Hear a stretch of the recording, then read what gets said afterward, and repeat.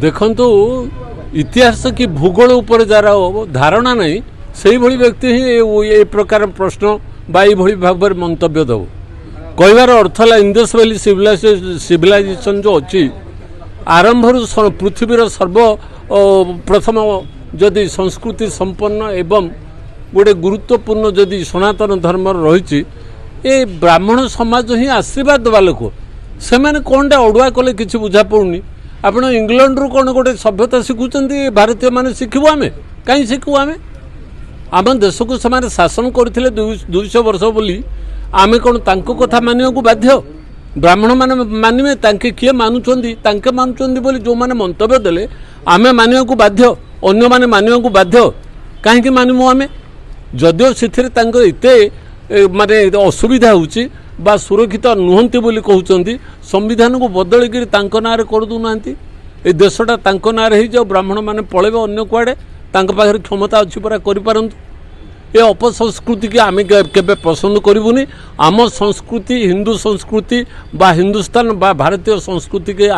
संस्कृति उपर आधारित प्रत्येक जिनिस को ब्राह्मण माने ही प्रथम पालन करुचंदी एथिरे सेमानकर व्यक्तिगत भाव में जो लोक मंतव्य देले कौन तांकर असुविधा होची किछि बुझे पड़नु गोटे निर्दिष्ट जाति की जोटे 14 भाग भारतीय 100 रु 14 भाग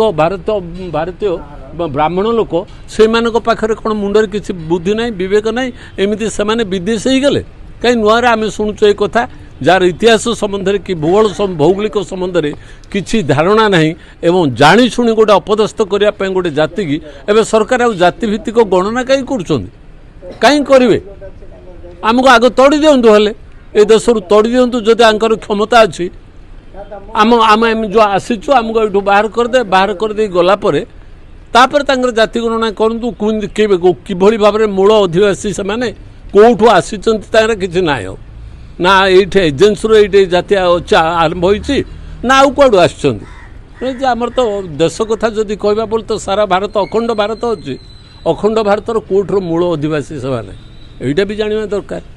ये गोटे कथार कहीदेवा बोली गोटे ना एमती माउथ मिलला ये गोटे बैट देवा पड़ो बोली कहीदे मन इच्छा कहीदे कहीं गोटे निर्दिष्ट जाति ताको सहयोग करियो आपण माने कहतु बीजेपी कहतु कांग्रेस कहतु बा बीजेडी जेकोसी दल कहतु आरएसएस कहतु ताकू ब्राह्मण को संबंध कौन ये ब्राह्मण मान भितर कौन विभिन्न ये जो पार्टी लोक नहांती ये गोटे तांको सहित आमको जोड़ार कौन आवश्यकता अच्छे हेल्ले उद्देश्यमूलक भाव गोटे विशृंखला सृष्टि करवा एवं ब्राह्मण जातिर गुरुत्व को लोप करवा आम मानकर इम्पोर्टान्स बढ़ाया बोली खाली माउथ मिलगला बा किसी गोटे बैट मिलगला बोली सुजोग मिलला बोली कहले यहाँ आपण मान भल लगुच केबे कौन सभ्य समाज आपको ग्रहण करिवो नाही एइथिपे आम दृढ़ स्वर कहबू आम 4 दिन 5 दिन आज पर्यंत सहिलुणु बोली यथेष्ट है आम से ही प्रतिवाद करिवार थिला तेबे से जाऊ डेरी हेले मध्य आम निष्पत्ति बड़ युक्तिसंगत निष्पत्ति जदि पर मुहूर्त आमर जो पूर्ववक्ता मैंने कही आपण मान तो सांबादिक हिसाब से बा गणमाध्यम हिसाब से आपण भूमिका यथेष्ट अच्छी निश्चित भाव भावुची पदक्षेप नेबे सरकार नेबे एवं जी व्यक्तिगत भाव में दोष कर दंड दिंतु दंड जदि नदेवे परवर्ती समय आमे तो धीर स्थिर रही